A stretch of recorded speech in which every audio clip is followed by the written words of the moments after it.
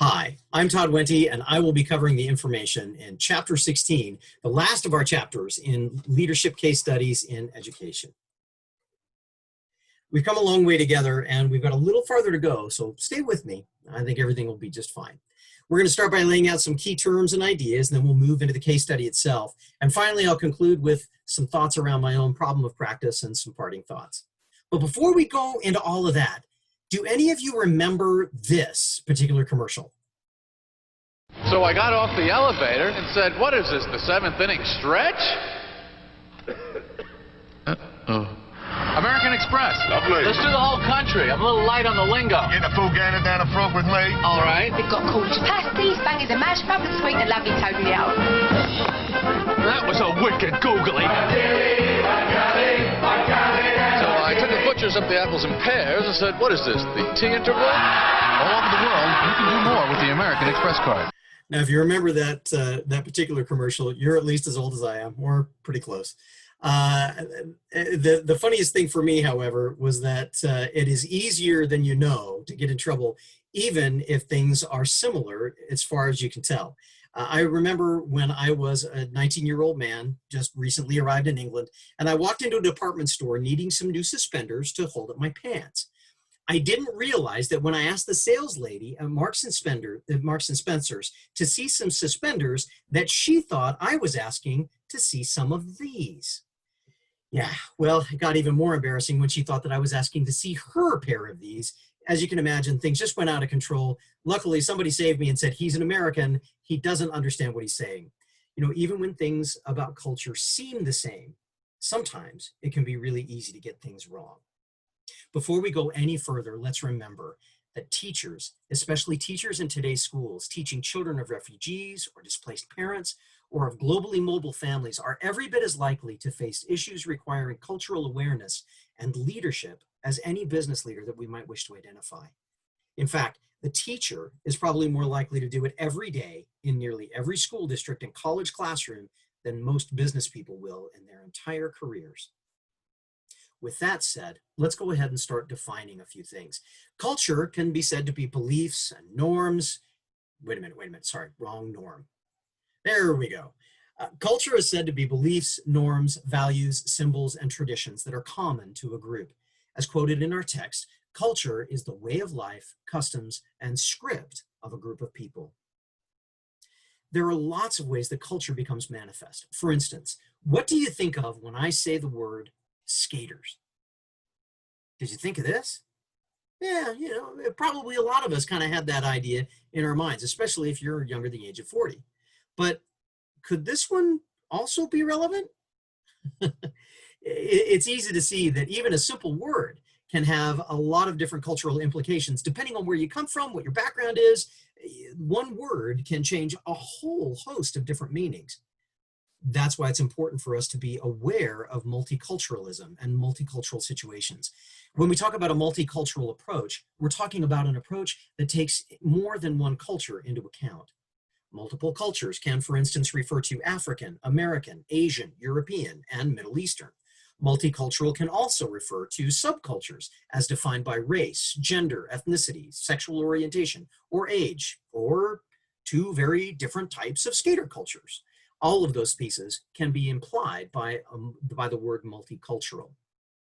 Diversity is another word that is used very frequently when we're starting to talk about culture and multicultural issues. Diversity is a word that is used to describe the existence of different cultures and ethnicities within a group. Now, some of us may feel, well, Todd, that's all very nice and great, but maybe I feel like I don't teach in a place or I don't live in a place that is very diverse. One of the things that I learned when I was going through my master's degree is that we may look very similar on the surface, and there may be things about us that are very similar, but sometimes all it takes is getting just a little bit below the surface, and we find out that there is actually a lot of diversity that surrounds us all the time without us even being aware of it. According to Adler and Bartholomew, as quoted in our text, in today's global environment, leaders must develop 5 cross-cultural competencies. They are learning to master business, political, and cultural environments worldwide. Leaders have to learn to appreciate perspectives, tastes, trends, and technologies of many other cultures. They must learn to work simultaneously with people from many cultures or many cultural groups. They have to be able to adapt to living and communicating in other cultures and in other countries. And perhaps most important, they need to learn to relate to people from other cultures from a position of equality rather than of cultural superiority. Interestingly to me, these insights came from the work that Adler and Bartholomew were doing with human resource systems and managers. And one of their key contentions and conclusions was that in order to be successful, leaders needed to learn to exercise discretion in choosing when to be locally responsive and when to emphasize global integration. It kind of reminded me a little bit of one of the chapters that we covered in Scaling Up in one of our earlier classes. Two more words that I want to make sure that we talk about before we dive into some of the other information, and those words are ethnocentrism and prejudice. Ethnocentrism is the human tendency to place one's own group at the center of one's observations and of others and of the world. It's a human tendency. All of us do it. It's not something that one cultural group or ethnic group has control of. We all commit this particular sin, if you will, of ethnocentrism. And prejudice consists of judgments about others based on fixed attitudes and unsubstantiated data. We've all done it. We've all committed some kind of ethnocentrism faux pas. We've all committed some act of prejudice in our lives somewhere along the line. For me, one of the things that I've been trying to learn and trying to remind myself throughout my years of working with diversity and cultural and multicultural situations is to limit the amount of times that these things show up, because the chances that I can completely get rid of them altogether is probably going to be pretty low. But if I can learn to minimize them, I'm probably going to be able to be making some progress. Leaders of today and of the future must be very careful to avoid ethnocentrism and prejudice. We must remember not to always equate new with improved and not to equate familiar with better. This particular video that's on the screen right now, and I will include the link for the TED Talk in the description for the video, but this is a perfect example of what happens when ethnocentrism and prejudice is in play. In this particular video, Anupam Mishra spent some time helping a modern audience of various backgrounds at TED India in 2009 to understand the engineering genius that made India's golden desert, which receives as little as 6 centimeters of rainfall in a year, habitable for as far back as 800 years ago without modern water transportation or purification technologies. In fact, in his talk, he mentions a water project designed to bring water from the Himalaya to India. I recommend that you watch the video, especially if you would like a lesson in the unfortunate outcomes that accompany ethnocentrism and prejudice. One last piece that we need to talk about before we dive into the case study and start working our way through some application, and that is a little bit of talk about what we learned from the GLOBE studies. The Global Leadership and Organizational Behavior Effectiveness, or GLOBE Studies project, gave us 2 very interesting pieces of insight. The first was the universally desirable leadership attributes, as displayed in the box in front of us there on the screen. These attributes are very reminiscent of the traits identified in various earlier theories, but this time they were simply identified as desirable, without any prescription about how to develop them or description of where they came from, or even how to use them. The focus was simply to identify them. Regardless of the culture, when these things were present in the life and the action of a leader, good things were seen to follow. The second was the universally undesirable leadership attributes. Again, these are familiar attributes. We've seen them in other theories. We've seen them woven throughout our material that we've been studying this last 7 weeks.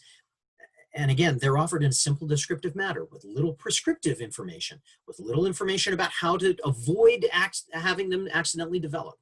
They were just identified. In cultures across the world, all kinds of cultures, all kinds of situations, when these show up, bad things happen if they're part of the leader's mentality.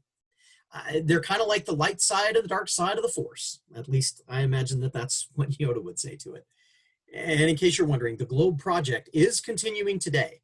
You can learn more by visiting globeproject.com. So let's go ahead and jump into the case study. I'm going to summarize some of the high points from the case study. So hang on, here we go. WorldEd is a for-profit corporation that recruits students to attend a partnership university throughout the world. In case you couldn't tell, I used the second of our case studies, the one that applied to a college.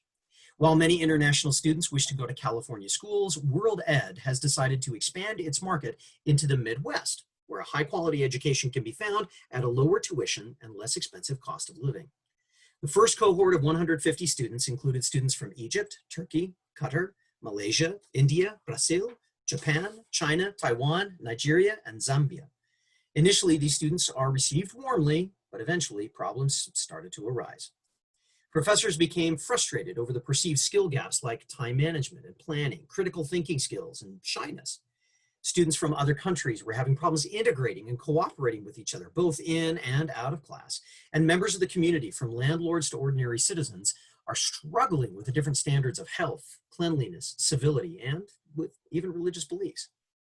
The program director acknowledges that in order to help assimilation for future cohorts, various adjustments are going to need to be made in the orientation for students and the preparation for the faculty and the community. So what were some of the case study questions? The first three, what are some examples of ethnocentrism and prejudice, from the professor's expectations of student pre-existing skills to the landlord appraisal of health and cleanliness? There are quite a few examples of ethnocentrism and prejudice that were rife throughout this particular piece. And it wasn't just the uneducated that were performing them. We've got the professors that were performing some of these same kinds of errors along the way. What adjustments might be need to make? The director could certainly spend some time preparing a more comprehensive educational campaign, utilizing resources that can help the town's citizens appreciate and be prepared for the differences they might experience as they get to know the new students. And why didn't the plan that they originally used in Chile work in the Midwest the second time around? Well, it is possible that part of the reason for that was that what worked in Chile didn't work in the Midwestern United States because the characteristics of the two locations are different to begin with. One of the things that I put on the slide are the differences that Chile and the United States see in different aspects of cultural imperatives. By the way, this is from HofstedeInsights.com.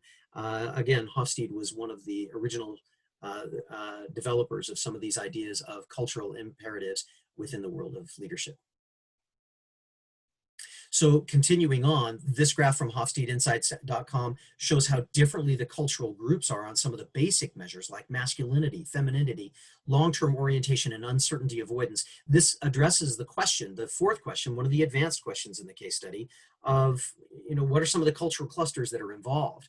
When we look at the way that these different groups have their cultural imperatives spread among all of these different areas, it's obvious that even though they're coming from outside the United States and the experience in the United States is going to be new, the experience with each other was also going to be very new and very different. And perhaps preparing for that would have also been something wise to look into.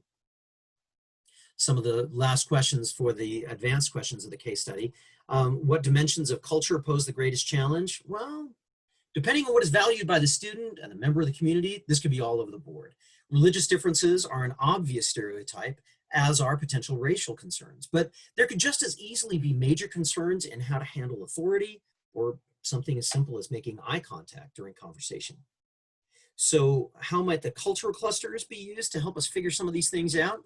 Well, using the cultural clusters as both part of the orientation for the students to highlight ways that they might consider adapting, and for key members of the community to help illustrate adaptations that may be harder to make, could all be part of the program. And finally, which group will struggle the most? Well, again, I think that will depend on to a great degree on the rest of the structures provided to the students to assist them in acclimating to the culture of the United States. For instance, I've taught students from a variety of countries in my adjunct work with a local faith-based junior college. All of them struggled with different aspects of the process of living and going to school in the United States, even though all of them had a strong support system and shared values with the rest of the college's students. It was fascinating to watch. You couldn't just say, well, the Latin American students are going to struggle. No, the Chinese students are going to struggle. No, the Indian students are going to struggle. No, the students from Michigan and from the back east are going to struggle. It was really all over the board, and it had everything to do with how well they had formed scaffolding support systems to help them through the process.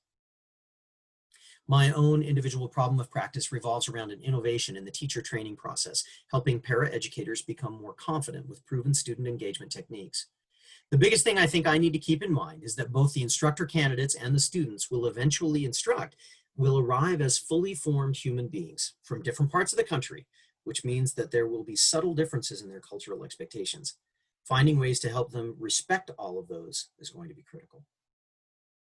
I want to conclude with a final thought in our journey of leadership. I want to share an insight that I believe has been woven throughout our study of leadership, and I think it is best shared by Simon Sinek.